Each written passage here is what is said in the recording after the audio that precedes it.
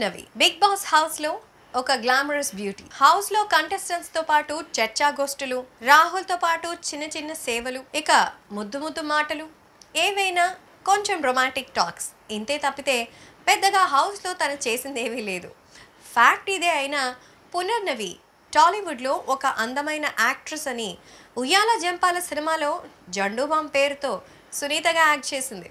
అందులో అసలు పునర్నవి ఇంత అందంగా ఉంటుందని తెలిసింది బిగ్ బాస్కి వచ్చిన తర్వాతే. బిగ్ బాస్కి వచ్చినప్పుడు కూడా అసలు ఆ అమ్మాయిని ఎందుకు తీసుకున్నారు అని అనుకునే వాళ్ళంతా 3 వారాలు గడిచేసరికి ఈ అమ్మాయిని ఎందుకు ఇంత లేటుగా తీసుకున్నారనే రేంజ్కి వెళ్ళిపోయింది. ఎందుకంటే తన డ్రెస్సింగ్ సెన్స్కి, తన యాటిట్యూడ్కి, తన బిహేవియర్కి ఫ్యాన్స్ అయిన వాళ్ళు చాలామందే ఉన్నారు. చటర్పటర్గా అర్థం లేకుండా మాట్లాడుతుంది, కానీ దాన్ని చూసి ఇష్టపడే వాళ్ళు లేకపోలేదు. పునర్నవి రాహుల్తో లవ్ ట్రాక్ బిగ్ బాస్లో ఒక స్పెషల్ అట్రాక్షన్. వాళ్ళిద్దరి కోసమే ఈ బిగ్ బాస్ని చూసే వాళ్ళు ఉన్నారా అంటే కూడా ఖచ్చితంగా ఉన్నారని చెప్పొచ్చు. లాస్ట్ ఎపిసోడ్లో పునర్నవి ఎలిమినేట్ అయింది.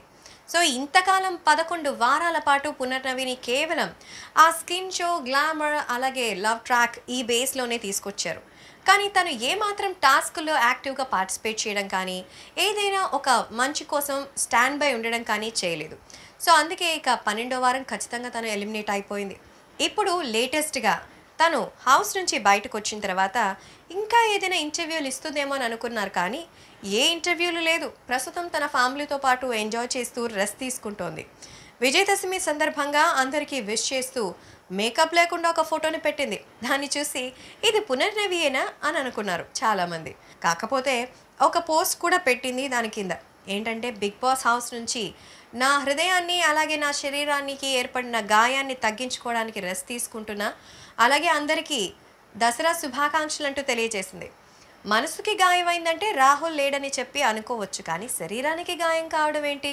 టాస్కుల్లోనూ ఎప్పుడు ఆడలేదు, తనకి దెబ్బలు తగిలినట్టు ఎప్పుడు ఏమీ జరగలేదు. మరి వయ్యా అనుకుంటూ ఉంటే ఏమో, మరి రాబోయేటువంటి టైంలో చెప్తుందేమో.